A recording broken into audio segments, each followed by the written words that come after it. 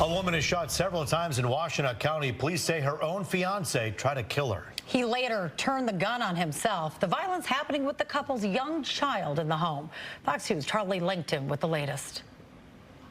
That's just an amazing story that comes out of a tragedy. And tragedy it is, an attempted murder-suicide a little after midnight Tuesday morning here on High Meadow Drive in Ypsilanti. A 40-year-old male shoots his 39-year-old fiancée and then turns the gun on himself. The male half of this couple, the fiance, had attempted to kill his fiancée, shot her multiple times, and she survived.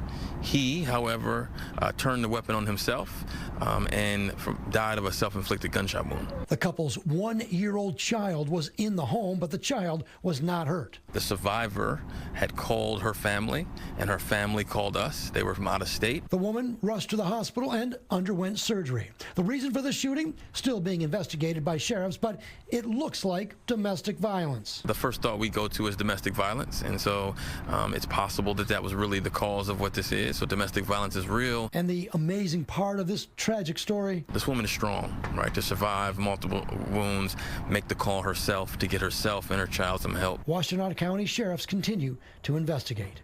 Charlie Langton, Fox 2 News. One of the suspects accused of abducting newborn twins is now in custody. The twins were taken from a Livonia hotel Sunday night, allegedly by these two women, sparking an Amber Alert. About 12 hours later, someone dropped off the twins to the 9th Precinct in Detroit. The babies were not hurt. Police are still working to find the second woman involved. It's still unclear why those children were abducted. We'll have more on this story tonight on Fox 2 News at 6. The new school year fast approaching, and sadly for local police departments, that means making sure their officers are prepared for an active shooter situation. Yeah, it's a sad testament to our world right now, but our cameras were given an up-close and personal look at the training scenario out in Monroe County. Fox 2's Jessica Dupnack was there. Close door left. When that shot rang out, reality kicked in. In my opinion, this was about as close to the true thing as you could get today. This scenario, an active shooter at Monroe High School Tuesday morning. The drill is now complete. Please head to the auditorium for debrief. Hundreds of law enforcement preparing for the worst, many of them with kids in these schools. They know the complexity of this situation. They know the vulnerability of our community if we don't prepare for a tragic event. It's a fine line they have to toe between preparing school administration and students for a worst case scenario, but also being sensitive to just how scary this all can be. When we put the letter out to our community, letting them know what we were going to do, we just put in there, it is sad that we have to do this, but we know that if we don't practice and we don't give our kids an opportunity to understand what it could be like and our staff, that we're actually doing a disservice. The drills have been a year and a half in the making before the shooting at Oxford High School. The response effort there led by Oakland County Sheriff Michael Bouchard. This sheriff, Troy Goodenough, says they looked to the tragedy in Oxford to aid in their training here. He opened his doors, his learning, his experience, or his organization's experience, and we've learned from them. In this scenario, real student and staff volunteers with injuries, even fatalities, and in the end, the order neutralized the threat, the shooter. We had a command center set up here so we could watch the halls, and just seeing every move about it was surreal. In the years to come, under Sheriff Goodenough's watch, he wants to continue these scenarios at as many schools in the county as possible. Clear. Reporting in Monroe, Jessica Dupnack, Fox 2 News. The University of Michigan and its graduate workers have reached a tentative agreement less than a week before the fall semester begins. U of M officials say grad workers have voted to support a tentative 3-year agreement. For workers at the Ann Arbor campus, this agreement includes salary increases of 8% this year and 6% increases the following 2 years. It also includes a $1,000 bonus and up to 12 weeks of paid parental leave. Grad workers went on strike back in March, calling for higher pay and benefits. You know, it's comfortable out there, a little cooler than I thought.